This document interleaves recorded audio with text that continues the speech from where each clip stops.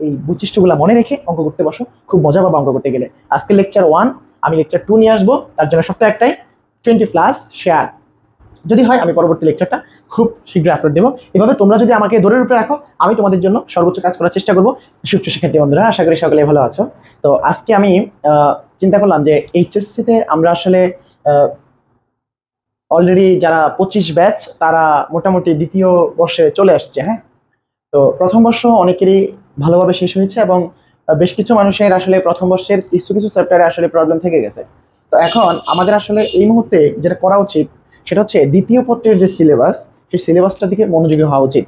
আসলে আমরা দ্বিতীয় পত্র যখন 3-4 মাসের মধ্যে শেষ করে ফেলবো, তার পরবর্তীতে আমরা বেশ কিছু টাইম পাবো যেটাতে আমরা আসলে রিকভারি করতে পারবো প্রথম বর্ষের ক্লাসগুলো। অর্থাৎ প্রথম বর্ষে যেটা আমার গ্যাপ আছে সেটা আমি রিকভারি করার সুযোগ পাবো হচ্ছে দ্বিতীয় বর্ষের শেষে, অর্থাৎ 3-4 মাস পড়ার পরে মোটামুটি দ্বিতীয় বর্ষ শেষ হয়ে যায়। তো দ্বিতীয় বর্ষের এই 3-4 মাসের সিলেবাসটা শেষ করার জন্য আসলে আমাদের এখন থেকে শুরু করা উচিত। আমরা আসলে যদি এই 3-4 মাসের মধ্যে দ্বিতীয় বর্ষের সিলেবাসটা শেষ করতে পারি, তাহলে আমরা প্রথম বর্ষের যে গ্যাপটা আছে সেটা আবার রিকভারি করতে পারবো। এই উদ্দেশ্যে আমি আসলে আমার যারা ব্যাচে পড়ে এবং যারা আমার সাথে বিভিন্নভাবে কানেক্টেড, চাইতেছে হচ্ছে তারা যে ক্লাসগুলো আমার কাছে করে সেই ক্লাসগুলোই আবার অনলাইনে যেন সে করতে পারে। তো সেদিক বিবেচনা করে, এবং কিছু মানুষ আছে 2-একটা ক্লাস তাদের বিভিন্ন প্রয়োজনে বা বিভিন্ন কাজের কারণে তারা আসতে পারে না। তো যে লেকচারগুলো আসলে মিসিং হয়, ওই লেকচারগুলো যাতে মিস না হয়, অর্থাৎ মিস হওয়ার পরেও সে যেন অনলাইন থেকে ওই আমার ক্লাসটাই আসলে দেখে নিতে পারে, সেজন্যই আসলে আমি শুরু করতে যাচ্ছি তোমাদের কমপ্লেক্স নাম্বার, অর্থাৎ দ্বিতীয় পত্রের জটিল সংখ্যা যে চ্যাপ্টারটা, এটার বেসিক ক্লাস। আমি আগেই বলে নেই, যদি আজকের এই ক্লাসটা আমি যে প্ল্যাটফর্মে আপলোড দিচ্ছি এখান থেকে মিনিমাম 20টা শেয়ার হয়, তাহলে আমি ক্লাস 2 অর্থাৎ 2 নম্বর লেকচারটা নিয়ে হাজির হব। তো যত তাড়াতাড়ি সম্ভব তোমার বন্ধুদের সাথে এবং তোমার ফেসবুক অন্যান্য গ্রুপে অথবা তোমার যে টাইমলাইন সেখানে শেয়ার করে রাখতে পারো। যদি টার্গেট ফিল আপ হয় আমি খুব শীঘ্রই লেকচার 2 আপলোড দিয়ে দেবো। তো চলো শুরু করা যাক। আমরা এখন শুরু করতে যাচ্ছি কমপ্লেক্স নাম্বার কি।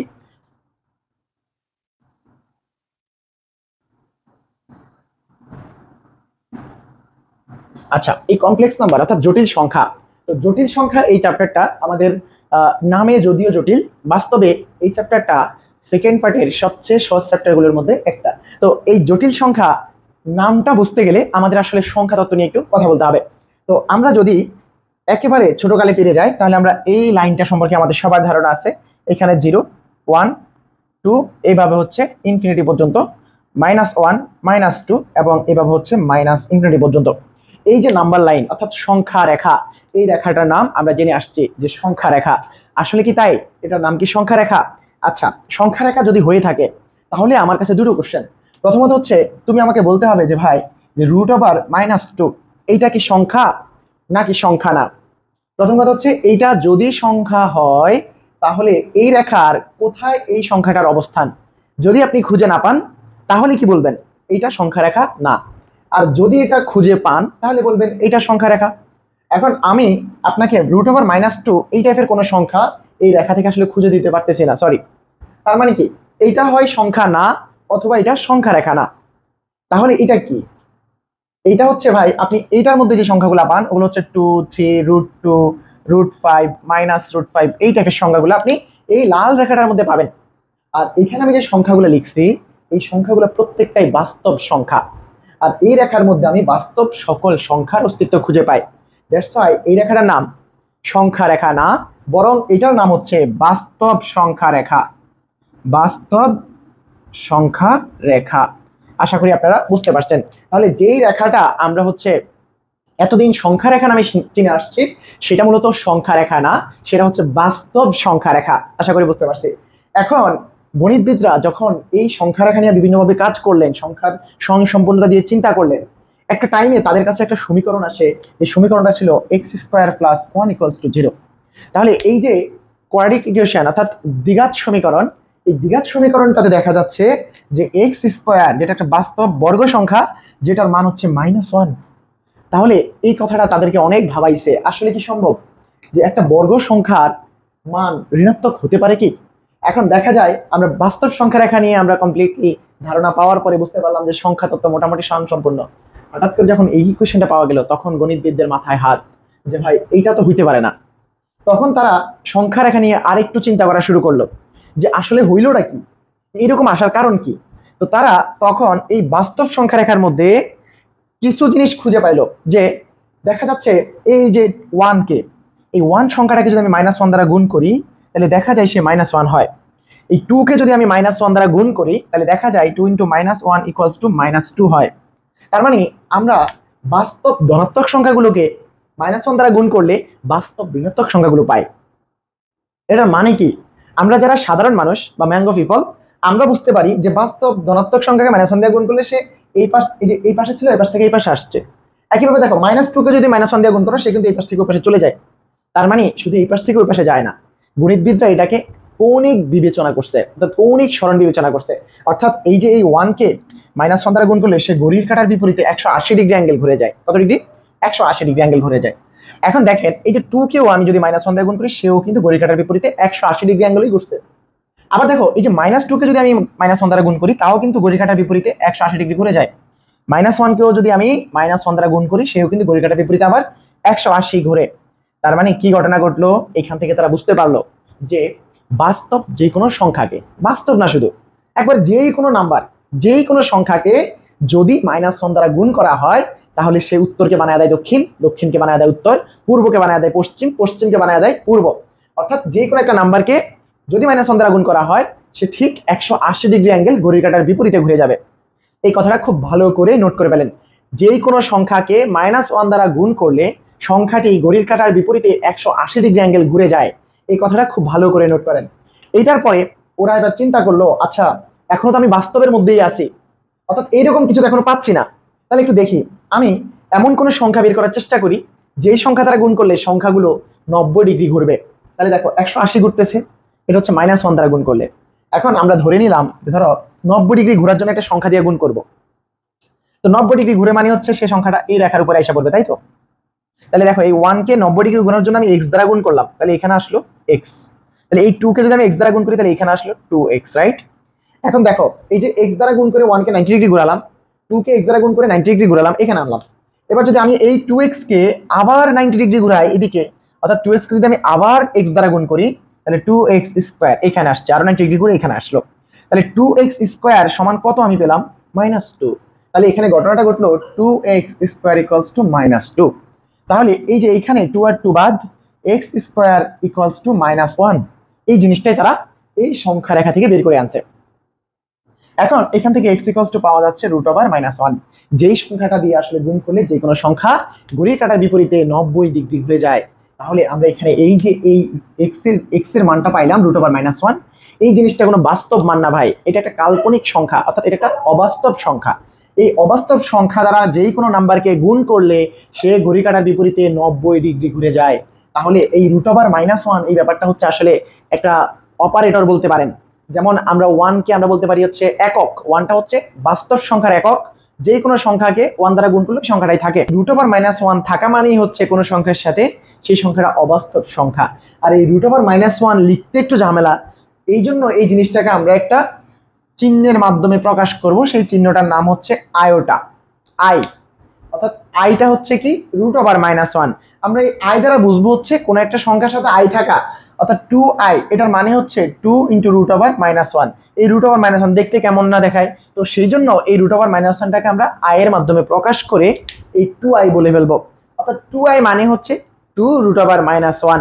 তার মানে আই এর মান √1, আর আমরা এই √1 কে সবসময় আই দ্বারা প্রকাশ করব। বুঝতে পারছি? তাহলে যেই কোনো সংখ্যাকে আই দ্বারা যদি গুণ করা হয় সংখ্যাটি ঘড়ির কাঁটার বিপরীতে 90 ডিগ্রি ঘুরে যায়। তাহলে আপনাদেরকে আমি দুইটা লাইন আসলে শেখাচ্ছি এতক্ষণে। -1 দ্বারা গুণ করলে 180 ডিগ্রি ঘুরে, আই দ্বারা গুণ করলে 90 ডিগ্রি ঘুরে ঘড়ির কাঁটার বিপরীতে।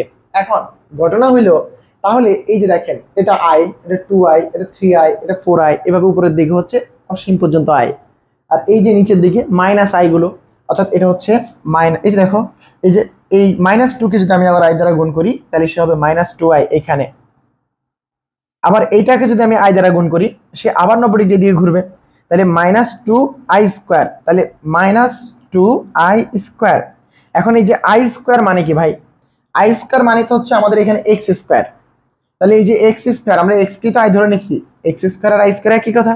আর এই যে আই স্কয়ারের মান, তাহলে x স্কয়ারের মান -1, তাহলে হচ্ছে -2 ইন্টু -1, দ্যাট মিনস 2। দেখো এই যে -2i কে আমি আবার যদি i দ্বারা গুণ করি, সে হচ্ছে -2i² হয়, অর্থাৎ 2 হয়। এই যে দেখো, তার মানে আমরা কি পেলাম, যে কোনো সংখ্যাকে যদি -1 দ্বারা গুণ করা হয় সে ঘড়ির কাঁটার বিপরীতে 180 ঘুরে, আর যদি i দ্বারা গুণ করা হয় ঘড়ির কাঁটার বিপরীতে 90 ডিগ্রি ঘুরে। সহজ বাংলা কথা হচ্ছে, আসলে -1 মানে কি ভাই? -1 মানে তো আসলে i², তাই না? i², তাহলে i² মানে হচ্ছে -1, তাই না? তো আমরা বলছি -1 দিয়ে গুণ করলে 180 করে। তো আমরা কি এইটা মনে রাখতে পারি না যে ধরো i দ্বারা গুণ করছি যখন, তখন পাইলাম হচ্ছে, এখানে i এর পাওয়ার কত বলো? এখানে i এর পাওয়ার হচ্ছে 1। i দ্বারা যখন গুণ করি, অর্থাৎ i⁴ দ্বারা যখন গুণ করি, তখন 1 ইন্টু π/2 ঘুরে, ঠিক আছে? i² দ্বারা যখন গুণ করি, তখন আমরা বলছি একটু আগে 180, মানে i² মানে তো -1, -1 দিয়ে গুণ করলে কত? 180 ঘুরে। তার মানে i² মানে হচ্ছে 2 ইন্টু π/2 ডিগ্রি ঘুরে, তাই না? এখন তাহলে i³ দ্বারা গুণ করলে কি হবে তোমরা নিশ্চয় বলতে পারতেছো, 3 ইন্টু π/3, π/2। i⁴ দ্বারা গুণ করো কোন একটা সংখ্যাকে, i⁴ দ্বারা গুণ করলে কত হবে? 4 ইন্টু π/2। তার মানে আমরা বলতে পারি যে i এর পাওয়ার যদি n দ্বারা গুণ করা হয়, কোন একটা সংখ্যাকে i⁴n দ্বারা গুণ করা হলে সংখ্যাটি ঘড়ির কাঁটার বিপরীতে n π/2 ঘুরে যাবে। আশা করি আপনারা বুঝতে পারছেন। তো এটা ছিল হচ্ছে আমাদের বাস্তব সংখ্যা এবং হচ্ছে অবাস্তব সংখ্যার মধ্যে রিলেশনশিপ। এখন আমরা চলে আসব জটিল সংখ্যা কারা। আমরা মূলত চ্যাপ্টারের নামই বলছি জটিল সংখ্যা। তাহলে জটিল সংখ্যা কারা? এবার আমরা জটিল সংখ্যার সংজ্ঞা লিখব। তো জটিল সংখ্যার সংজ্ঞা লিখতে গেলে আমাদের আসলে বুঝতে হবে জটিল সংখ্যা আসলে কেমন, জটিল সংখ্যা কি জিনিস। দেখেন, আমরা এখন বাস্তব এবং অবাস্তব সংখ্যা সম্পর্কে ধারণা পেয়েছি। ওকে, এবার আসেন জটিল সংখ্যা কি জিনিস, তাই তো? আমরা এতক্ষণে বাস্তব সংখ্যা আর অবাস্তব সংখ্যা সম্পর্কে ধারণা পাইছি। তো সংখ্যা রেখায় আমরা যদি একবার সিম্পলি দেখি, এই রেখাটা হচ্ছে অবাস্তব রেখা, এটা হচ্ছে বাস্তব সংখ্যা রেখা। তাহলে এটা বাস্তব সংখ্যা রেখা আর এটা হচ্ছে অবাস্তব সংখ্যা রেখা। তো আমরা এই অবাস্তব সংখ্যা রেখাকে এখন হচ্ছে ইমাজিনারি নাম্বার, আর এই যে এটা হচ্ছে ইমাজিনারি নাম্বার, আর এটা হচ্ছে রিয়েল নাম্বার দিয়ে প্রকাশ করব, বুঝছি? তাহলে এটা হচ্ছে রিয়েল নাম্বার, এটা হচ্ছে ইমাজিনারি নাম্বার, ঠিক আছে? তাহলে এই আই অক্ষ যেটা, এটা হচ্ছে কাল্পনিক অক্ষ বা অবাস্তব অক্ষ। এই রেখার মধ্যে যে সংখ্যাগুলো থাকবে প্রত্যেকটা হচ্ছে আই যুক্ত, আর এই রেখার মধ্যে যারা থাকবে এদের মধ্যে আই থাকবে না। তাহলে বাস্তব সংখ্যা রেখা, অবাস্তব সংখ্যা রেখা। এবার আসেন কমপ্লেক্স হচ্ছে এই দুইটা মিক্স। অর্থাৎ আমরা স্থানাঙ্ক জ্যামিতি পড়ছিলাম না, ওখানে আমরা একটা বিন্দুকে ফি এক্স ওয়াই বলতাম। এই স্থানাঙ্ক ব্যবস্থায় ফি এক্স ওয়াই যা কথা, এই জটিল সংখ্যা অর্থাৎ এই তলটাতে কমপ্লেক্স প্লেন, এই তলটাতে এই সংখ্যাটাই হচ্ছে একটা জটিল সংখ্যা, অর্থাৎ এই বিন্দুটাই একটা জটিল সংখ্যা। তাহলে এই বিন্দুটা আসলে জটিল তলে যেভাবে রিপ্রেজেন্ট করা হয় সেটা হচ্ছে এই যে এই পি এক্স ওয়াই বিন্দু মানে হচ্ছে জটিল তলে এক্স প্লাস এই ওয়াইটা তো ইমাজিনারি অক্ষের মান, তাই না? এই ওয়াইটার জায়গায় চলে আসবে আই ওয়াই।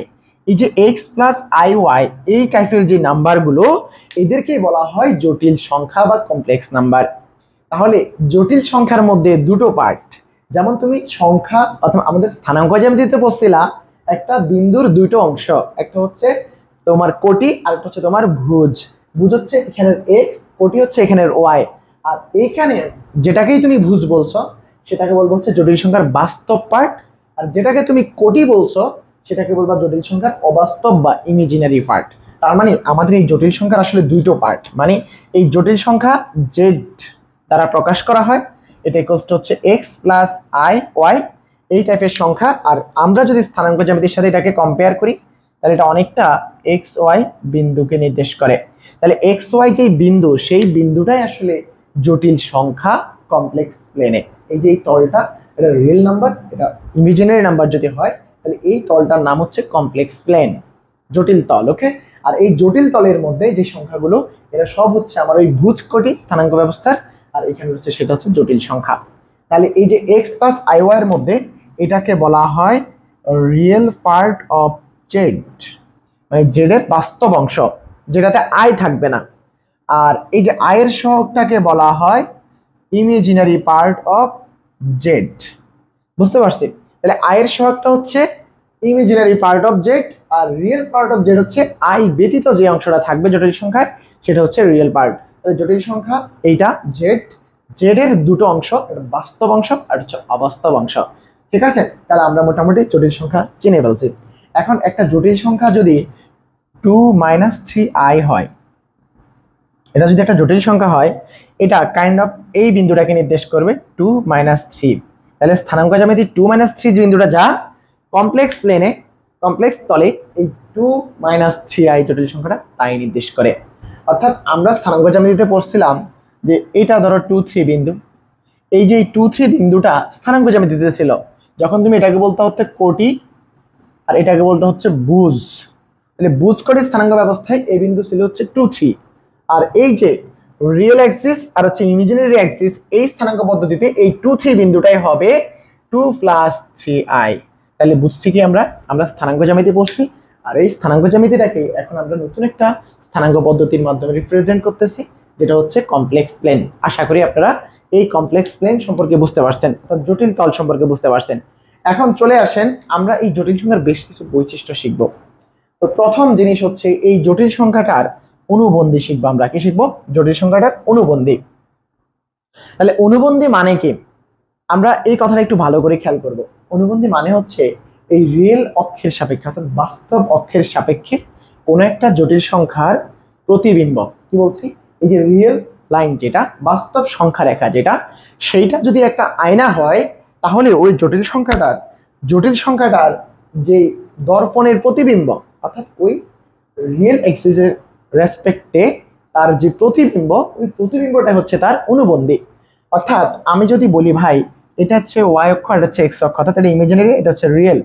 এখন এই যে 2+3i, এটা মানে তো হচ্ছে 2-3 বিন্দু, তাই না? এখন এই 2-3 বিন্দুটার এই অক্ষের সাপেক্ষে প্রতিবিম্ব কত? নিশ্চয়ই এক্স কোনো চেঞ্জ হবে না, ওয়াইটা হবে -3, তাই তো? এটা না? তাহলে এই 2-3 বিন্দুর প্রতিবিম্ব হচ্ছে 2-3। তার মানে চেঞ্জ হচ্ছে কার? আয়ের সামনে যে আছে তার। তার মানে এটাকে আমরা বলতে পারি হচ্ছে 2-3i। এই যে এই রিয়েল এক্সিসের সাপেক্ষে আমাদের এই 2+3i এর প্রতিবিম্ব হচ্ছে 2-3i। এইভাবে এই এক্স অক্ষের সাপেক্ষে, অর্থাৎ রিয়েল পার্ট বাস্তব সংখ্যা রেখার সাপেক্ষে যে কোনো জটিল সংখ্যার যে প্রতিবিম্ব, সেটাকে বলা হয় তার অনুবন্ধী। তার মানে এই রিয়েল লাইনের সাপেক্ষে সব সময় জটিল সংখ্যার অনুবন্ধী বের করলে দেখা যাবে আয়ের চিহ্ন যা থাকে তা উল্টে যায়। আবার এই যে এই সংখ্যাটা, এই বিন্দুটার এই অক্ষের সাপেক্ষে প্রতিবিম্বকে 2-3, তার মানে এখানে আছে 2-3 হয়ে গেল 2+3। তার মানে হয়ে যাবে কি, এই যে -3 ছিল হয়ে গেছে +3। তার মানে কোন একটা জটিল সংখ্যা যদি জেড হয়, জটিল সংখ্যা z equals to x plus I y হলে এর অনুবন্ধী হবে z bar equals to x minus i y. আশা করি আমরা এইটুকু বুঝতে পারছি। তাহলে একটা জটিল সংখ্যা যদি জেড ইকুয়ালস টু -4 -2i হয়, তাহলে জেড বার ইকুয়ালস টু হবে -4 + 2i। আশা করি আপনারা এই জটিল সংখ্যার অনুবন্ধী পার্টটা বুঝতে পারছেন। এটা হচ্ছে জটিল সংখ্যার একটা বৈশিষ্ট্য। এখন আমরা জটিল সংখ্যার হচ্ছে শিখব মডুলাস এবং আর্গুমেন্ট। কি শিখবো? মডুলাস এবং আর্গুমেন্ট। তো এখন আসেন আমরা মডুলাস শিখবো।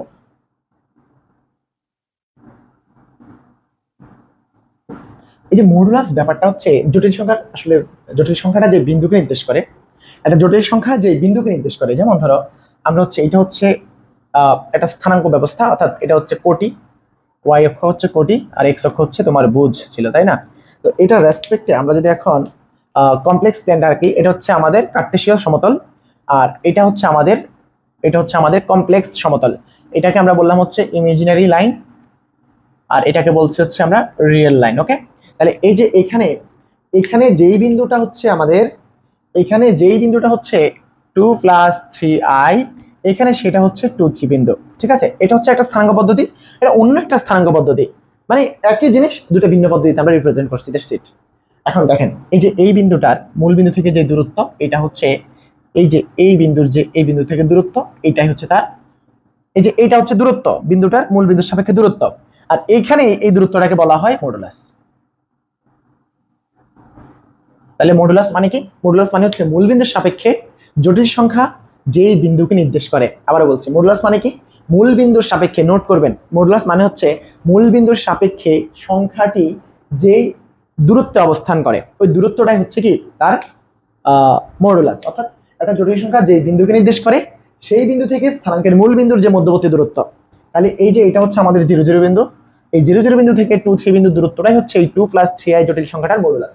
তাহলে মডুলাস ব্যাপারটা আমরা এখানে যদি দেখাই, একটা জটিল সংখ্যা x + iy, তাহলে এর মডুলাস হচ্ছে, এটা মূলত কোন বিন্দুকে নির্দেশ করে এই স্থানাঙ্ক পদ্ধতিতে? x y বিন্দুকে নির্দেশ করে, বুঝছো?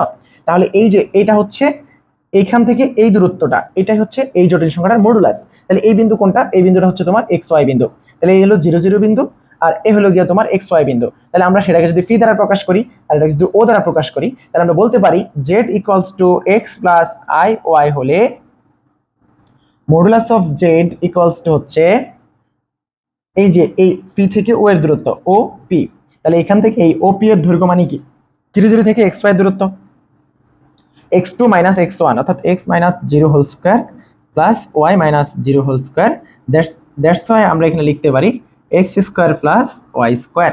তার মানে মডুলাস অফ z হচ্ছে √x² + y²। অর্থাৎ জটিল সংখ্যার মডুলাস আমরা এই সূত্রটা দিয়ে বের করব। এটা যে কোঅর্ডিনেটেই থাকুক জটিল সংখ্যাটা, আমরা এই সূত্র দিয়ে ব্যবহার করব। তো এখন এখানে আমরা একটু অ্যাডভান্স কিছু লেখা লিখে রাখি। এখানে খেয়াল করে দেখো, এই এক্সটা হচ্ছে রিয়েল পার্ট z, আর এই যে ওয়াইটা হচ্ছে আই এর সহগ। ওয়াইটা কি? আই এর সহগ, যেটাকে আমরা ইমাজিনারি পার্ট বলছি, ইমাজিনারি পার্ট অফ জেড। তাহলে এটা হচ্ছে তোমার অবাস্তব পার্ট, এটা হচ্ছে বাস্তব পার্ট। তার মানে জটিল সংখ্যার মডুলাস নির্ণয়ের ক্ষেত্রে আমরা অলওয়েজ মাথায় রাখবো বাস্তব অংশের স্কোয়ার প্লাস আই এর সহগের স্কোয়ার, আর তার উপরে রুট। এইটা যেন সবসময় মনে থাকে, লিখে ফেলো প্রয়োজনে। হ্যাঁ, আচ্ছা, তো এখন একটা জটিল সংখ্যা আমি তোমাদের দিলাম যে z = 2 + x + i x + 5i। হ্যাঁ, তাহলে এই যে এই সংখ্যাটার, এই যে এই জটিল সংখ্যাটার মডুলাস কত হবে? এই জটিল সংখ্যাটার মডুলাস আমরা এই সূত্র অনুসারে যদি বলি, তাহলে আমরা এখানে খেয়াল করবো বাস্তব আছে কে কে? বাস্তব আছে 2 + x, রাইট? তাহলে এই জটিল সংখ্যার মডুলাস অফ z হবে 2 + x² প্লাস i এর সহগ হচ্ছে 5, তার উপরে স্কয়ার। আশা করি আপনারা মডুলাস নির্ণয় করা বুঝতে পারছেন। যেমন দেখেন, আমরা যদি এখন বলি একটা z হচ্ছে 3 - 2i, তাহলে এই জটিল সংখ্যাটার মডুলাস হবে মডুলাস অফ z √3² প্লাস -2 এর উপরে স্কয়ার। দ্যাট মিন্স আমরা এখান থেকে লিখতে পারি এটা 9, এটা হচ্ছে 4, অর্থাৎ এটা মানে হচ্ছে √13 একক। আশা করি আপনারা মডুলাস নির্ণয় করা বুঝতে পারছেন। ওকে, এবার চলে আসেন, আমরা শিখবো হচ্ছে জটিল সংখ্যার আরো একটা বৈশিষ্ট্য বা আরো একটা গুণাবলী, যেটাকে বলা হয় জটিল সংখ্যার আর্গুমেন্ট। আচ্ছা, এই আর্গুমেন্ট ব্যাপারটা স্থানাঙ্ক পদ্ধতিতে আমরা যে একটা বিন্দু, এই যে এটা হচ্ছে কার্টেসীয় স্থানাঙ্ক, তাই না? এই বিন্দুটাকে আমরা কনভার্ট করছিলাম হচ্ছে অন্য একটা পদ্ধতিতে আর থিটাই, মনে আছে? অর্থাৎ পোলার স্থানাঙ্ক পদ্ধতি। তাহলে এটা হচ্ছে কার্টেসিয়ান স্থানাঙ্ক পদ্ধতি, এটা হচ্ছে পোলার স্থানাঙ্ক পদ্ধতি, এটা হচ্ছে কমপ্লেক্স স্থানাঙ্ক পদ্ধতি বা জটিল সংখ্যা পদ্ধতি। বুঝতে পারছি? তাহলে কার্টেসিয়ান, পোলার এবং হচ্ছে জটিল। এখন এই যে এই পোলার স্থানাঙ্ক অবস্থায় থিটা যে ব্যাপারটা ছিল, এই থিটাটা যদি আপনি নির্ণয় করতে পারেন, সেই জিনিসটাই হবে আসলে আমাদের আর্গুমেন্ট জটিল সংখ্যা পদ্ধতিতে। বুঝতে পারছি? যেটা দেখো, এই যে এই আরটা পোলার স্থানাঙ্ক পদ্ধতিতে আর যা ছিল, এই জটিল সংখ্যা পদ্ধতিতে মডুলাস কিন্তু তাই। দেখো, এই যে আর এর সূত্র কিন্তু এটা ছিল, বুঝছো? তাহলে দেখো, আমরা এই যে জটিল সংখ্যা পদ্ধতিতে আর পোলার স্থানাঙ্ক পদ্ধতির সাথে একবারে 100% মিল পাচ্ছি। জটিল সংখ্যা পদ্ধতিতে মডুলাস মানে যা, পোলার স্থানাঙ্ক পদ্ধতিতে আর কিন্তু তা। আবার জটিল সংখ্যা পদ্ধতিতে আর্গুমেন্ট যা, পোলার স্থানাঙ্ক পদ্ধতিতে থিটা কিন্তু অনেকটাই তা। আমরা আসলে এখন তাই বের করার চেষ্টা করব। ওকে, এখন আমরা আর্গুমেন্ট শিখব। তো এই আর্গুমেন্ট ব্যাপারটাকে, একটা জটিল সংখ্যা z = x + iy যদি হয়, তাহলে এর argument a R g of z = আমরা কি বলছিলাম, এই যে মডুলাস যে লাইন, এই লাইনটা x অক্ষের ধনাত্মক দিকের সাথে যে কোণ উৎপন্ন করে বা x অক্ষের সাথে যে কোণ উৎপন্ন করে, x অক্ষের ধনাত্মক দিকের সাথে বা x অক্ষের সাথে যে কোণ উৎপন্ন করে, তাকে আমরা কি বলছি? আর্গুমেন্ট বলছি। তাহলে এই আর্গুমেন্টের জন্য আমরা আসলে এই কোণটা নির্ণয় করব। তো স্থানাঙ্ক পদ্ধতিতে আমরা জানি এই যে এটা হচ্ছে তার y অক্ষের উচ্চতা, মানে 3, এই ক্ষেত্রে 3, আর এই ক্ষেত্রে এটা হচ্ছে 2। তাহলে এই কোণটা যদি নির্ণয় করতে চাই, এটা সমকোণী ত্রিভুজ, আমরা এখান থেকে লিখতে পারি tan θ হচ্ছে লম্ব বাই ভূমি। বুঝছি? তাহলে এখান থেকে আমরা θ লিখতে পারি tan ইনভার্স কত 3/2। আশা করি আমরা সবাই বুঝতে পারছি। তাহলে একটা জটিল সংখ্যার ক্ষেত্রে same, argument of z tan inverse y/x। এটা অনলি ফর ফার্স্ট কোয়াড্রেন্টের জন্য সত্য। অর্থাৎ আমরা এই যে এই বিন্দুর জন্য যেমন থিটার মান এটা বের করছি, এই argument of Z equals to tan inverse Y by X, এই জিনিসটা শুধুমাত্র প্রথম চতুর্ভাগের জন্য সত্য। এখন আসলে আমরা প্রত্যেক চতুর্ভাগে আর্গুমেন্ট অফ জেড এর সূত্র কেমন হবে সেটা একটু দেখে আসি। এটা হচ্ছে আমাদের স্থানাঙ্ক পদ্ধতি, বা আমরা যদি এটা কমপ্লেক্স প্লেন বলি, এটা হচ্ছে আমাদের ইমাজিনারি লাইন, এটা হচ্ছে রিয়েল লাইন। ফার্স্ট কোয়াড্রেন্টে একটা জটিল সংখ্যার আকৃতি হয় x প্লাস আই ওয়াই, তাহলে এই জটিল সংখ্যার সেটা হচ্ছে এইটা। তাহলে এই থিটা নির্ণয়ের জন্য আমরা এই সূত্রটা যেটা ছিল এটা ব্যবহার করলে হয়ে যাবে tan inverse y by x। আশা করি আপনারা বুঝতে পারছেন। এখন আসেন সেকেন্ড কোয়াড্রেন্টে আমাদের ঘটনাটা ঘটলে কি। তাহলে সেকেন্ড কোয়াড্রেন্টে যেটা হয়, একটা জটিল সংখ্যা হয় এইরকম। এখন এই জটিল সংখ্যাটা আমরা যদি আর্গুমেন্ট বের করতে চাই, সেটা মূলত আসলে কোনটা আর্গুমেন্ট হচ্ছে তখন এইটা। এখন এটা যদি বের করতে চান আপনার নিশ্চয়ই এটাকে বাদ দিতে হবে 180 থেকে। তাহলে আমরা এখানে লিখতে পারি argument of theta equals to হচ্ছে পাই মাইনাস, আমরা এখানে ডিরেক্ট এটা লিখি যে এ r g of Z equals two, যেহেতু এই পুরাটা পাই লিখলাম, মাইনাস কত এই যে এইটা, তো এটা মানে কি, এটা তো লম্ব, এটা তো ভূমি, তো এটা জটিল সংখ্যা x প্লাস আই ওয়াই, এখানে এক্সটা ঋণাত্মক থাকে আর কি, এখানে x কি থাকে ঋণাত্মক থাকে। তাহলে এই যে pi minus tan inverse y by x, এখানে এই জন্য মডুলাসটা ব্যবহার করা হয় কারণ এখানে x নেগেটিভ থাকে। তাহলে আমরা সেকেন্ড কোয়াড্রেন্টের জন্য আর্গুমেন্টের সূত্রটাও এইটা ব্যবহার করতে পারবো। ভালো করে খেয়াল করেন, এটা লিখে ফেলেন প্রয়োজনে। এখন দেখেন 3 নম্বর কোয়াড্রেন্টে যেটা হয়, আমরা এই হচ্ছে জটিল সংখ্যার আকৃতি x প্লাস আই ওয়াই, এখানে x ও নেগেটিভ থাকে y ও নেগেটিভ থাকে। এখন আসেন আর্গুমেন্ট আসলে কোনটা, আর্গুমেন্ট আসলে কোনটা হবে। আমরা আর্গুমেন্ট যদি বের করতে চাই অনেকের মতে এইটা হইতে পারে, এটা হইতে পারে, কিন্তু আমরা এখানে একটা নতুন টার্মের সাথে পরিচিত হব, সেটা হচ্ছে মুখ্য আর্গুমেন্ট। কি মুখ্য আর্গুমেন্ট? তো মুখ্য আর্গুমেন্ট কি জিনিস? মুখ্য আর্গুমেন্ট হচ্ছে যদি থিটার মান পাই অপেক্ষা ছোট বা পায়ের সমান এবং মাইনাস পাই অপেক্ষা বড় হয়, তবে এই রেঞ্জের মধ্যে যে আর্গুমেন্টটা পাওয়া যাবে সেটাকে আমরা বলবো হচ্ছে মুখ্য আর্গুমেন্ট। তার মানে আমরা সবসময় আর্গুমেন্ট বললে মুখ্য আর্গুমেন্টটা বের করার চেষ্টা করব। তাহলে এখন দেখেন এই দিক থেকে যদি আমি কাউন্ট করি, তাহলে আমার এই যে এই পুরাটা কিন্তু পাই হয়ে যাচ্ছে, এটা কিন্তু পাই। এখন মুখ্য আর্গুমেন্ট পাওয়ার জন্য পায়ের চেয়ে বেশি হওয়ার চান্স নাই, তাহলে এটা যদি যোগ করি পায়ের সাথে তাহলে বেশি হয়ে যাচ্ছে, তার মানে আমরা মুখ্য আর্গুমেন্টটা এই পদ্ধতিতে আসলে পাচ্ছি না। সেজন্যই আমরা আসলে এই দিক থেকে আইসা করবো। তাহলে এই যে মাইনাস এটা যদি কাউন্ট করে নিই তাহলে আমাদের কিন্তু মুখ্য আর্গুমেন্ট পেয়ে যাচ্ছে, কারণ এটা মাইনাস পাই অপেক্ষা বড়। মাইনাস পাই অপেক্ষা কি বড়, এই যে এটা মাইনাস পাই অপেক্ষা বড়। কারণ কি, কারণ আমাদের মাইনাস পাই বলতে বোঝায় কোনটা, মাইনাস পাই বলতে বোঝায় হচ্ছে এই পুরাটা। তাহলে আমি এইটুক নিচ্ছি, তাহলে এটা কি মাইনাস পাই থেকে বড় নিশ্চয়ই, তাহলে আমরা মাইনাস পাই থেকে বড় মানটা নিব। সেটার জন্য আমরা যেটা করবো, এই পুরাটা চলে আসবো মাইনাস পাই, আর মাইনাস পাই থেকে এই অংশটা শুধু বাদ দিয়ে দেবো। তাহলে মাইনাস পাই এর সাথে যদি এটা যোগ করে দিই, এই যে এটা যদি আমি মাইনাস পাই, এই যে এই পুরাটা হচ্ছে মাইনাস পাই, আর এটা যদি আমি ধনাত্মক আকারে নিয়ে যোগ করে দিই, তাহলে আমরা এই কোয়াড্রেন্টের জন্য এই মানটা পেয়ে যাবো। এটা হচ্ছে আমাদের মুখ্য আর্গুমেন্ট। আশা করি আপনারা বুঝতে পারছেন। তাহলে এখন দেখেন আমরা এখান থেকে লিখতে পারি থার্ড কোয়াড্রেন্টের জন্য মুখ্য আর্গুমেন্ট হবে, এটা যদি জেড হয়, argument a r g of Z equals to minus pi plus tan inverse Y by x. আশা করি এটা বুঝতে পারছেন। এখন আমরা থার্ড কোয়াড্রেন্টটা বুঝে ফেলছি, এবার আসেন ফোর্থ কোয়াড্রেন্টে কি হবে। তো ফোর্থ কোয়াড্রেন্টে আমরা আসলে ওই পোলার স্থানাঙ্ক পদ্ধতিতে থিটা নির্ণয়ের যে সূত্র ব্যবহার করছিলাম সেটা এখানে ব্যবহার করব। তো ফোর্থ কোয়াড্রেন্টের জন্য সূত্র হবে, এটা তো fourth quadrant Z equals to x plus I Y, এখানে এক্স পজিটিভ ওয়াই নেগেটিভ হবে, তাই না? তাহলে এক্স পজিটিভ ওয়াই নেগেটিভ যদি হয়, তাহলে আমরা এই ক্ষেত্রে এই পুরো কর্নার ঘুরে আসলে আমরা আসলে মুখ্য আর্গুমেন্টটা পাবো না, এই রেঞ্জের মধ্যে মান পাবো না থিটার। দ্যাটস ওয়াই আমরা এদিক থেকে যাবো, আর এই দিক থেকে যদি যাই এটা ঘড়িকাটার দিকে নাকি বিপরীত দিকে, নিশ্চয় দিকে। দ্যাটস ওয়াই এখানে আগে মাইনাস দিয়ে নিতে হবে। তাহলে এখানে a r g of Z equals to tan inverse Y by x, অবশ্যই এখানে আগে কিনতে হবে, মাইনাস নিতে হবে। আশা করি আপনারা আর্গুমেন্টের এই তলটা বুঝতে পারছেন। তো এই পদ্ধতিতে আমরা বেশ কিছু আর্গুমেন্ট নির্ণয় করব। তো আসেন আমরা এখন 4টা আর্গুমেন্ট বের করার চেষ্টা করি 4 কোয়াড্রেন্টের।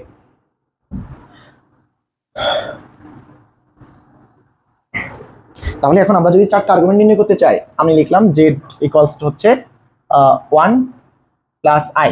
তাহলে নিশ্চয়ই আপনি বুঝতে পারতেছেন এই জটিল সংখ্যাটা প্রথম চতুর্ভাগে। কোন চতুর্ভাগ? প্রথম চতুর্ভাগ। তাহলে প্রথম চতুর্ভাগে z এর মডুলাস এবং আর্গুমেন্ট ধরে নির্ণয় করতে বললো যে z ইকুয়ালস টু এত হলে মডুলাস এবং আর্গুমেন্ট নির্ণয় করো। তাহলে মডুলাস মানে কি? Modulus of z equals two আমরা জানি হচ্ছে বাস্তব অংশের স্কয়ার প্লাস i এর সহগের স্কয়ার।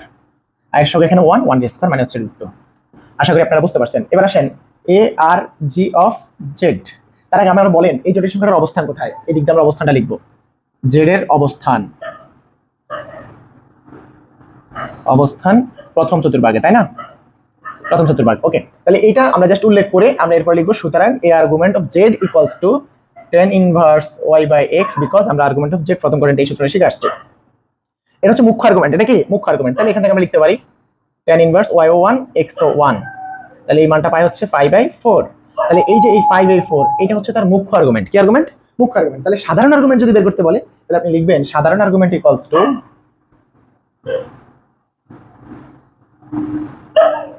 মিন্ট সমান সমান হচ্ছে টুয়াইস এন পাই প্লাস মুখ্য আর্গুমেন্ট। তাহলে মুখ্য আর্গুমেন্টের কথা 5/4। এখানে n বিলংস টু জেড, পূর্ণ সংখ্যা। আশা করি সাধারণ আর্গুমেন্ট বললেও আমরা লিখে ফেলতে পারবো। তাহলে প্রথমত আমরা মুখ্য আর্গুমেন্ট নির্ণয় করবো, তার সামনে শুধু 2 n phi যুক্ত করবো। এটা হওয়ার কারণ কি? এটা হওয়ার কারণ হচ্ছে আমরা যখন ত্রিকোণমিতিক সমীকরণ সমাধান করব, সেকেন্ড পার্টের সপ্তম অধ্যায় বিপরীত ত্রিকোণমিতিক ফাংশন, ওখানে যখন আমরা সমীকরণ সমাধান করবো তখন এই সূত্রগুলো আসলে এখানে বুঝতে পারবো। তাহলে এই জিনিসটা বোঝা হচ্ছে একই জায়গায় রিপিট, পুনরাবৃত্তি হয় এই মান দ্বারা। অর্থাৎ তুমি এখানে মান যতই বসাও, আলটিমেটলি তুমি ওই শুধু পাইবে 4 উঠলে যা পাইতা, এর মান 1 বসাইলেও কিন্তু ওই ঘুরে আবার ওই জায়গায় ফিরে আসবা, 2 বসাইলেও ঘুরে আবার ওই জায়গায় ফিরে আসবা। বুঝতে পারছি? মানে এর মান যাই বসাও তুমি আলটিমেটলি এই যে 5/4, অর্থাৎ এখান থেকে 5/4 উপর উঠলে যে বিন্দুটা পাচ্ছ, এর মান যাই বসাও সেই মানটাই পাবা। দ্যাটস ওয়াই এটাকে আমরা সাধারণ আর্গুমেন্ট বলছি। তাহলে এটা হচ্ছে 1 নম্বর কোয়াড্রেন্টের একটা ম্যাথ ছিল, আশা করি আপনারা সবাই বুঝতে পারছেন। তো এবার আমরা 2 নম্বর কোয়াড্রেন্টের জন্য একটা জটিল সংখ্যা নেই। দেখো এই যে এটার অবস্থানটা আমরা একটু চেঞ্জ করব। জাস্ট এখানে এই যে এখানে -1 প্লাস i দিলাম। তো -1 প্লাস i দাও, এটা সেকেন্ড কোয়াড্রেন্ট, আমরা নিশ্চয়ই বুঝতে পারতেছি বাস্তব পার্ট, অর্থাৎ x টা হচ্ছে ঋণাত্মক, i y, y এর মানে এখানে 1 ছিল, 1 টা ধনাত্মক। তাহলে x ঋণাত্মক, y ধনাত্মক, সেকেন্ড কোয়াড্রেন্ট। সেকেন্ড কোয়াড্রেন্টের জন্য আমরা এখানে এই যে এই জায়গায় -1 এর উপর স্কয়ার দেব, তার আলটিমেটলি √2 থাকে। এটা হচ্ছে মডুলাস। এবার আসো এর অবস্থান সেকেন্ড কোয়াড্রেন্ট। বুঝতে পারছি? সেকেন্ড কোয়াড্রেন্টের জন্য আর্গুমেন্টের সূত্র হচ্ছে আমরা জানি, সুতরাং a r g of z equals to phi minus tan inverse y by x। আশা করি বুঝতে পারছি। একটু আগে আমরা এটাই লিখছিলাম এখানে, এই যে সেকেন্ড কোয়াড্রেন্টের সূত্র। তাহলে এখান থেকে আমরা কি লিখতে পারি ভাই? এখান থেকে আমরা লিখতে পারি যে phi minus tan inverse 1/1, অর্থাৎ এটাও কিন্তু 5/4। তাহলে phi minus 5/4, আশা করি বুঝতে পারছেন, 3/4। এটা হচ্ছে মুখ্য আর্গুমেন্ট। তাহলে সাধারণ আর্গুমেন্ট আগের মতো,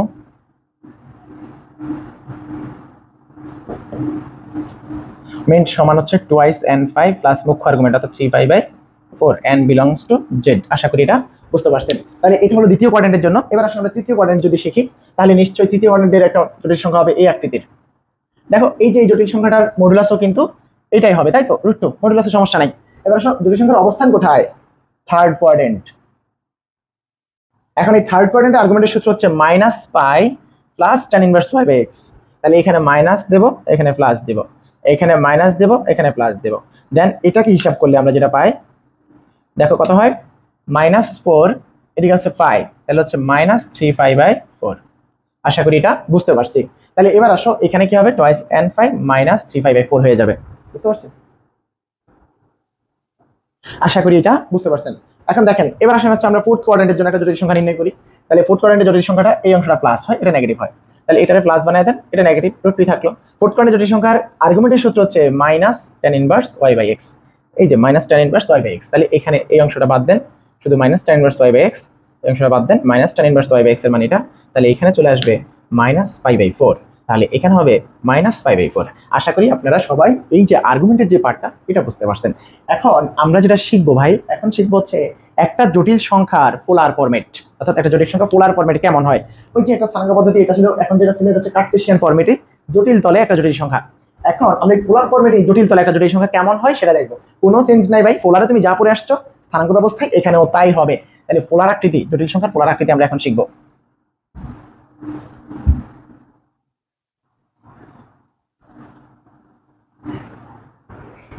ওকে, জটিল সংখ্যার পোলার আকৃতি।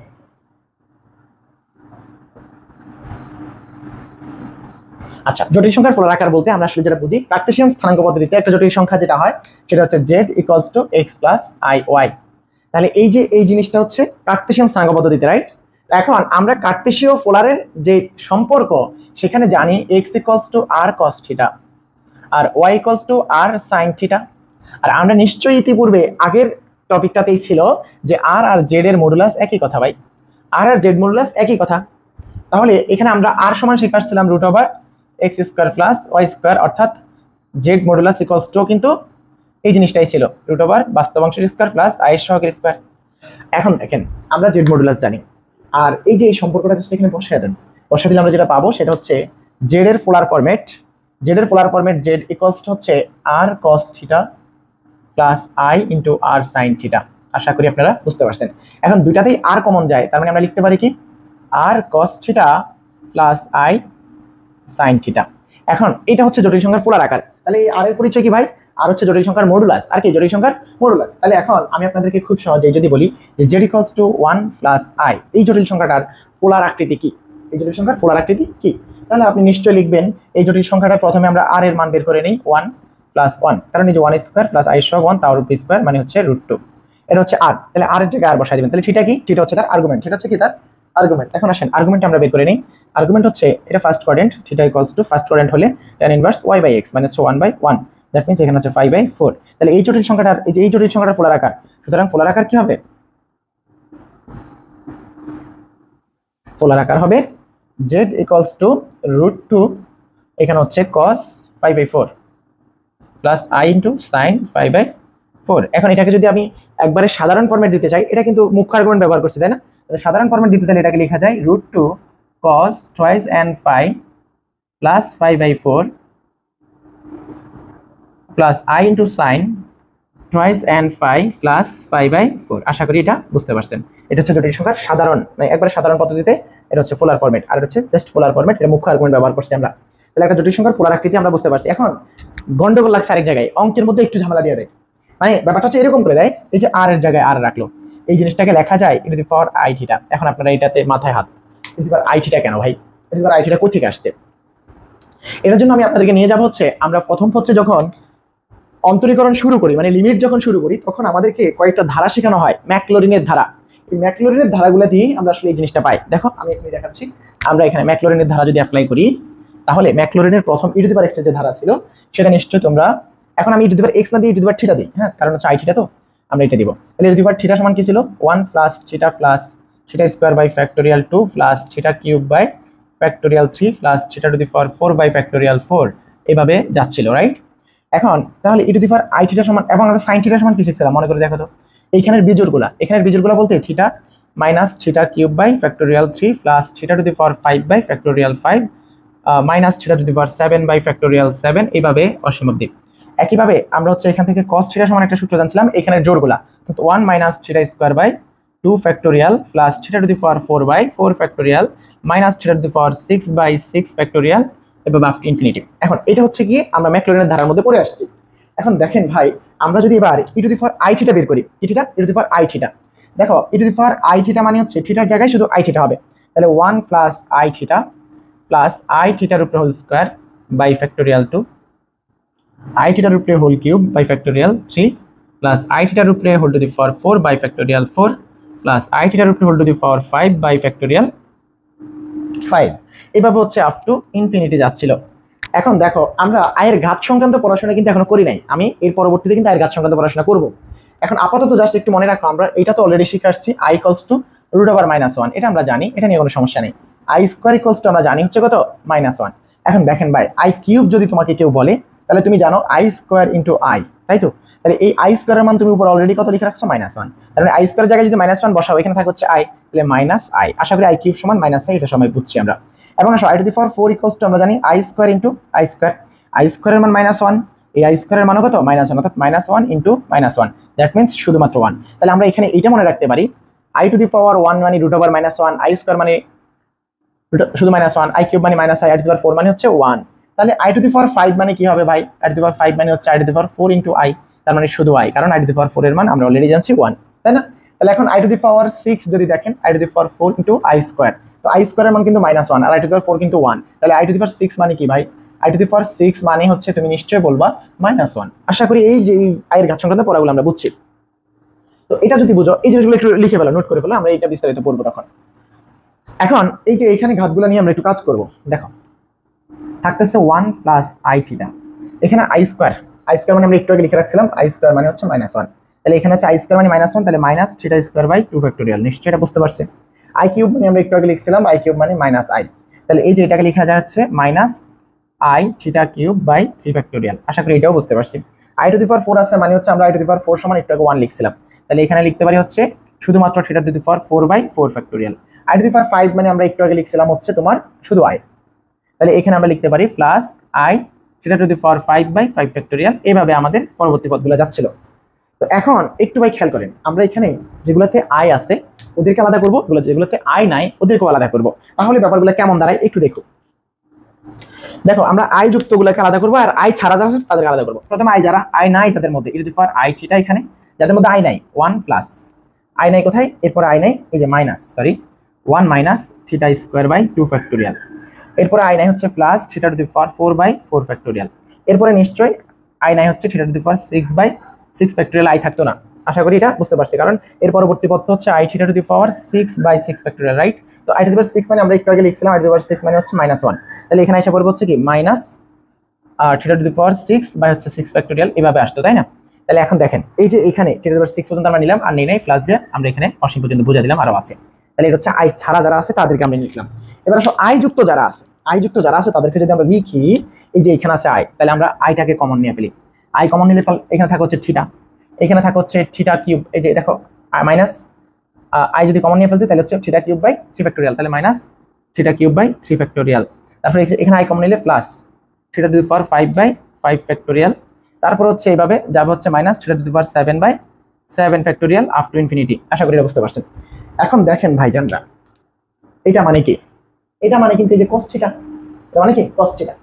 আবার এই যে এখানে আই এর পরে যেটা আছে এটা মানে কি? ম্যাক্সওয়েলের ধারণা সেটা হচ্ছে sin থিটা।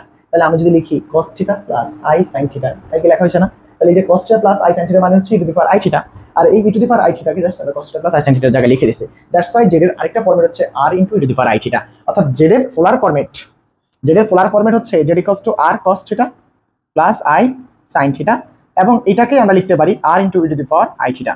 আশা করি আমরা এই পার্টটা বুঝতে পারছি। তো এই পর্যায়ে আমরা আসলে জটিল সংখ্যার আয়ের সমাচার করব, আয়ের ঘাত সংক্রান্ত পড়াশোনা, বুঝছে? তো এখন আয়ের ঘাত সংক্রান্ত পড়াশোনা করতে গেলে আমরা আবার একটু পিছনে ব্যাক যাবো, আমরা অলরেডি অনেক দূরে চলে আসছি। জটিল সংখ্যার বেসিক পার্ট এতটুকুই, আমরা এরপরে হচ্ছে ম্যাথমেটিক্যাল পার্ট নিয়ে কথাবার্তা বলবো, আর এখানে শুধু আয়ের ঘাত সংক্রান্ত পড়াগুলো আমি আজকে বলে দিচ্ছি। তো লেকচার 2-তে আমরা হচ্ছে জটিল সংখ্যার অক্ষরপত্র বইয়ের সিকোয়েন্স অনুসারে প্রত্যেকটা টাইপের বেশ কিছু ম্যাথ সলভ করে দেব। তো এটার জন্য রিকোয়ারমেন্ট ভাই একটাই, আজকের এই ভিডিওটা যদি মিনিমাম 20টা শেয়ার হয় তাহলে আমি লেকচার 2-তে চলে আসবো। তো আপনারা আপনাদের কাজটা করতে থাকেন, হ্যাঁ? তাহলে এখন আমরা আয়ের ঘাত সংক্রান্ত পড়াশোনা করবো, ওকে? আসেন, আমরা i equals to root over -1 এটা জানি, i স্কয়ার ইকুয়ালস টু -1 তাও জানি, i কিউব সমান আমরা শিখছিলাম হচ্ছে -i, i to the power 4 equals to হচ্ছে 1 শিখছিলাম। এবার আসেন, এখান থেকে আমরা আসলে যেটা দেখতে পেলাম i to the power 5 equals to হচ্ছে i to the power 4 into হচ্ছে i, তাই না? i, তো এখান থেকে আমরা লিখতে পারি i টু দি পাওয়ার 4 মানে তো ভাই 1, তার মানে কি শুধু i, তাহলে এটাকে i লেখা যায়। এখন ব্যাপারটাকে আমরা একটা সূত্রের মাধ্যমে লিখতে পারি না? দেখো i এর পাওয়ার 4 হলে 1, i এর পাওয়ার 8 হলেও তো ভাই 1 হয়, দেখো বুঝছি কারণ কি? দেখো i দ্বারা 1 কে গুণ করলে সেইখানে আসে i দ্বারা যদি আবার গুণ করা হয় তাহলে হচ্ছে এখানে আসবে -1, তাহলে হচ্ছে i স্কয়ার হয়ে গেল -1। এই i স্কয়ারকে আবার i দ্বারা গুণ করলে সে হচ্ছে মাইনাস, এই যে i কিউব মানে এখানে কি -i, বুঝছো কিনা? আবার এই -i কে যদি আমি i কিউবকে আবার যদি i দ্বারা গুণ করি তাহলে সে চলে যাবে হচ্ছে এখানে, তার মানে কি আবার 1, মানে i টু দি পাওয়ার 4 সমান 1। এভাবে আবার ঘুরে আসো, 4 বার গুণ করলে আবার 1, তার মানে i এর পাওয়ার 4 এর গুণিতক, i এর পাওয়ার যদি 4 এর গুণিতক হয় তার মানে i টু দি পাওয়ার 12 সমান 1, i টু দি পাওয়ার 16 সমান 1, তার মানে i এর পাওয়ার 4 এর গুণিতক সবগুলো আনসার কত? 1। এবং i এর পাওয়ার যদি 4 এর গুণিতকের চেয়ে 1 বেশি হয়, অর্থাৎ এখান থেকে আমরা লিখতে পারলাম i to the power 4 n equals to 1, বুঝছেন? এখন i টু দি পাওয়ার 5 সমান কত শিখছিলাম? i, এটা কি 4 এর চেয়ে 1 বেশি, 4 এর চেয়ে 1 বেশি, তার মানে i to the power 4n, i to the power 4n plus 1 যদি কোথাও দেখো সাথে সাথে লিখে বলবা i, কারণ এই যে 4 এর চেয়ে 1 বেশি হলে i হয়। এবার দেখো i টু দি পাওয়ার 6 মানে হচ্ছে i to the power 4 into i square, এটা মানে হচ্ছে -1, তার মানে এই যে আমরা এই i স্কয়ার মানে -1, এই জন্য i স্কয়ার জায়গায় -1, i টু দি পাওয়ার 4 এর জায়গায় আসা পড়ছে হচ্ছে আমাদের 1, এই যে i টু দি পাওয়ার 4 সমান 1, আর i স্কয়ার মানে হচ্ছে -1, তাহলে i টু দি পাওয়ার 6 সমান কত? -1, তার মানে i টু দি পাওয়ার 6, এই 6টা 4 এর গুণিতকের কত? 2 বেশি, তার মানে আমরা লিখতে পারি i to the power 4n plus যদি 2 থাকে অ্যানসার হবে হচ্ছে -1। তাহলে দেখো i টু দি পাওয়ার যদি আমরা হচ্ছে এখানে 7 দেই তাহলে i 4 into i to the power 3, আর এই যে i টু দি পাওয়ার 3 মানে হচ্ছে -i, তার মানে এর অ্যানসার হবে -i, কারণ i টু দি পাওয়ার 4 হচ্ছে 1, তার মানে i এর পাওয়ার যদি 4n এর সাথে প্লাস 3 আকারে থাকে তাহলে আমরা লিখব হচ্ছে -i। তাহলে আমরা এই যে এই লাইনগুলো, এই যে i to the power 4n equals to 1, আর এই যে এইটা একটু মনে রাখবো, বুঝতে পারছি? এখন আমি বেশ কিছু কোশ্চেন দেই, এটা হচ্ছে i এর ঘাত সংক্রান্ত পড়াশোনা, হ্যাঁ? এখন i টু দি পাওয়ার 2441139, তাহলে i টু দি পাওয়ার 244139 এটা মানে কি? বেলাবস, তাই তো? তো বেলাবস আসলে এই যে এই জিনিসটার মান কত ভাই? এই জিনিসটার মান কত? প্রথমত আমরা দেখবো এটা 4n এর কত গুণ, 4n এর সাথে এটার কানেকশন কি? এই যে এই চারটার মধ্যে যে কোনো একটা মিলবে, তাহলে এই সংখ্যাটা কি 4 দ্বারা ভাগ যায়? তুমি বলবা যায় না, কারণ একটা সংখ্যা 4 দ্বারা ভাগ যাওয়ার শর্তই হচ্ছে তার শেষে 2 ডিজিট 4 দ্বারা ভাগ যেতে হবে, এবং শেষে 2 ডিজিট বাই কত? 39, এটা 4 দ্বারা ভাগ যায় না নিশ্চয়ই। তাহলে এখন আমরা এর কাছাকাছি কে 4 দ্বারা ভাগ যায় সেটাকে খুঁজবো, তাহলে 2441136 এটা কিন্তু 4 দ্বারা ভাগ যায়, তাহলে এই যে 36 পর্যন্ত আমরা লিখছি আসলে কত? 39, তাহলে প্লাস 3, তাহলে এটাকে আমরা লিখতে পারি i to the power 2441136 into i to the power 3। এটা কিন্তু 4 দ্বারা ভাগ যায়, সো এটার অ্যান্সার হচ্ছে 1। আই টু দি পাওয়ার এইটার মান কত 1, আর এখানে আছে আই কিউব ভাই। তো আই কিউব মানে কি? আই কিউব মানে মাইনাস আই, তাহলে এখানে হচ্ছে I cube, that means minus I. এভাবে তুমি লিখতে পারতা মাইনাস আই। কিন্তু তুমি যখন দেখছো এই যে এইটা 4 এর গুণিতক, তার মানে এটা 4n এর মধ্যে বসছে, এই অংশটা কি 4n, তাহলে আমরা এটাকে কি এভাবে লিখতে পারতাম না যে I to the power 4n, এই যে এটা 4n, আর এই যে এটা 4n, আই টু দি পাওয়ার এটা কি 4n, এটা হচ্ছে 4n 4 এর গুণিতক, তাই তো? তাহলে 4n সাথে কত যোগ আছে +3, তাহলে I to the power 4n + 3 ভাই কোনটার সাথে মিলে এটা সমান কি মাইনাস আই। আমরা বলতে পারি দেখো আমরা এখানে মাইনাস আই পাইছি, এভাবে সূত্র এটা ব্যবহার করলে কিন্তু মাইনাস আই পাচ্ছি। আশা করি আপনারা এই ব্যাপারটা বুঝতে পারছেন। এখন চলে আসেন আরেকটা টুইস্ট দেই, যে জিনিসটা আসলে একটু ইন্টারেস্টিং। তো অনেকের আমি এই কোশ্চেন দিয়ে আসলে ধোকা দিয়ে বোকা বানানো যায়। আই টু দি পাওয়ার 49 এইভাবে না, মানে 1 বাই আকারে। এখন এই 1 বাই আই টু দি পাওয়ার 49 এর মান কত? তো আমরা সবাই জানি আই টু দি পাওয়ার 4 এর গুণ দেখুন অ্যান্সার 1, তাহলে 1 by i to the power 48 plus 1, তাহলে এটা হচ্ছে 4n, এটা কি 4n এর সাথে মিলে, এটা হচ্ছে 4n 4 বার 48, 4n প্লাস কত আছে 1, তাহলে I to the power 4n plus 1 এটা কোনটার সাথে মিলে? এই যে এটা I to the power 4n plus 1 মানে i, তাহলে আমরা এটা লিখতে পারি 1 বাই i। ভাই 1 বাই i তো আসলে কোনো a প্লাস i আকারে জটিল সংখ্যা হয় নাই, তাহলে এটাকে 1 বাই i কে আমরা যদি উপরে উঠাইতে চাই, মানে এটার মান কত? আমি অপশন যদি দেই, কতে দিলাম হচ্ছে ধরো 1, কতে দিলাম হচ্ছে i, গতে দিলাম হচ্ছে মাইনাস i, এবং গতে দিলাম হচ্ছে নান অফ দিস। এখন বলো এই যে এখানে এটা সমান কত, মানে i to the power 1 by 49 সমান কত? এখন কত এই জিনিসটা বের করতে গেলে আমরা এই জায়গায় আসা অনেকে আটকে যায়। তো যেটা হয় এখানে আইসা তোমাদের একটু মনে রাখতে হবে ভাই, আই এর পাওয়ার মাথার উপরে কত আছে?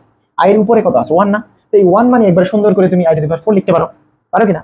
পারো। তার মানে আমরা এখানে লিখতে পারি i to the power 4 by হচ্ছে আই, কাটাকাটি করলে উপরে থাকবে আই টু দি পাওয়ার 3। বুঝতে পারছো? এখন এই আই টু দি পাওয়ার 3 মানে কি ভাই? মাইনাস আই, এটার অ্যান্সার হচ্ছে মাইনাস আই। তাহলে এটার অ্যান্সার হচ্ছে গ নাম্বারটা কারেক্ট। এখন অনেকে এটা খুঁজে পাবো না, আর খুঁজে না পেয়ে শেষ পর্যন্ত আমরা কি করব?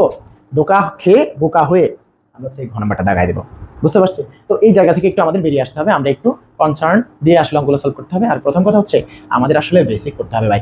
তুমি ম্যাথ পড়ো, তুমি ফিজিক্স পড়ো, যেটাই পড়ো ভাই তোমার বেসিক করতে হবে। বেসিক না পড়লে যেটা হয়, এবার লাস্ট ইয়ারে কুমিল্লা বোর্ডের ফিজিক্স প্রথম বছরের কোশ্চেনটা পুরো বেসিক নির্ভরশীল কোশ্চেন ছিল। এই কোশ্চেন কোনো মায়ের ফুট, ঠিক আছে, মানে কোনো স্টুডেন্ট এই কোশ্চেনকে বলতে পারবে না যে আসলে কোশ্চেন আনকমন করছে, কেউ এটা বলতে পারবে না। কোশ্চেন কমন, কিন্তু আমরা পারি না। কেন পারি না ভাই? কারণ আমরা বেসিক করি নাই, আমরা সূত্র মুখস্থ করছি, অঙ্ক সলভ করছি। ফিজিক্স বলো ম্যাথ বলো ভাই, এগুলো বেসিক নির্ভর কোশ্চেন হলে তুমি আটকে যাবা। তো আমাদের গতানুগতিক পড়াশোনা থেকে বেরিয়ে আসতে হবে। বেসিক বলতে আসলে বেসিক কি জিনিস সেটা বুঝি না আমরা, বাট একটা জিনিস আছে হচ্ছে বুঝে শুনে পড়া। বেসিক বলতে আসলে এটাকে বোঝায়, বুঝে শুনে পড়া। এখন বুঝে শুনে পড়তে হলে তোমার বই পড়ার বিকল্প নাই। আর ম্যাথের ক্ষেত্রে এই বই পড়ার যে মানে সামারি, এই সামারিটা হচ্ছে আমরা আসলে পড়ানোর চেষ্টা করি। তো ফিজিক্সের ক্ষেত্রেও সেম, ওগুলোই পড়ানোর চেষ্টা করি। তারপরেও যেটা হয়, ফিজিক্সের বই তো আসলে বাংলা লেখা, সেক্ষেত্রে কিছু জায়গায় কিছু জিনিস মিসিং হয়ে যেতে পারে, যেগুলো একেবারে ইজি, যেটা হয়তো বলা হয় নাই, সেটা হয়তো বই আসছে আইসা পরে পরীক্ষায় ছেলেবেলদের মাথায় এটা কাজ করে না। দ্যাটস ওয়াই তোমাদের ভাই একটাই সাজেশন, তোমরা হচ্ছে সবসময় বুঝে শুনে পড়বা, সেটা একটা বইকে ফলো করে অবশ্যই পড়বা। শুধু স্যার বলছে, ও আচ্ছা স্যার বলছে তো এটা ঠিক আছে, এটা পড়ে গেলাম হয়ে গেছে, না এটা করা যাবে না। কারণ আমাদের ফিজিক্সের গভীরতা অনেক বেশি, সেই জন্য আমরা ফিজিক্স যখন পড়বো একটু বইটা পাশাপাশি পড়বো, স্যারের কাছে তো পড়বাই, সাথে বইটাও পড়বা। আর ম্যাথের ক্ষেত্রে তুমি অত বই আসলে পড়া লাগে না, কারণ ম্যাথের ব্যাপারটা হচ্ছে ম্যাথের বেসিক ব্যাপারগুলো, অর্থাৎ ম্যাথের যেগুলো লাগে আসলে ওগুলা অঙ্ক করতে গেলেই সবগুলো লাগে। আর ফিজিক্সের ক্ষেত্রে দেখা যায় এমসিকিউর কিছু কিছু বাংলা কথা থাকে, সেই জিনিসগুলো হচ্ছে আসলে অঙ্ক করতে লাগে না। তো দ্যাটস ওয়াই আমাদের ওই বাংলা কথাগুলো, যে শর্টকাট ছোট ছোট লাইনগুলো থাকে, এই লাইনগুলো আমাদের বই ধরে পড়তে হবে। তাহলে আমার সাজেশন হচ্ছে তুমি ফিজিক্স পড়ো, তুমি ম্যাথ পড়ো, তুমি কেমিস্ট্রি পড়ো, তুমি বায়োলজি পড়ো, বুঝে শুনে বই পড়ো ভাই। একটা বই পড়তেই হবে তোমার, ঠিক আছে? আর ম্যাথের ক্ষেত্রে তুমি ভাই একটু বুঝে শুনে এই বৈশিষ্ট্যগুলো মনে রেখে অঙ্ক করতে বসো, খুব মজা পাবো অঙ্ক করতে গেলে। আজকে লেকচার 1, আমি লেকচার 2 নিয়ে আসবো, তার জন্য সপ্তাহে একটাই 20+ শেয়ার। যদি হয় আমি পরবর্তী লেকচারটা খুব শীঘ্রই আপলোড দেবো। এভাবে তোমরা যদি আমাকে ধরে রূপে রাখো, আমি তোমাদের জন্য সর্বোচ্চ কাজ করার চেষ্টা করবো। এবং আমি চাই ম্যাথ সেকেন্ড পার্টের প্রত্যেকটা টপিক ভিত্তিক ভিডিও যেন আমার আপলোড দেওয়া লাগে, শুধু তোমাদের ওই শেয়ারের উপর ভিত্তি করে আমি ভিডিওটা আপলোড দেবো। তো ভালো থাকো ততক্ষণ পর্যন্ত। লেকচার 1 নোট করে এই ভিডিওর কমেন্ট বক্সে তোমার নোট শেয়ার করবা। তো ভালো থাকবা, আসসালামু আলাইকুম। পরবর্তী ভিডিওতে আবার দেখা হবে, বাই বাই।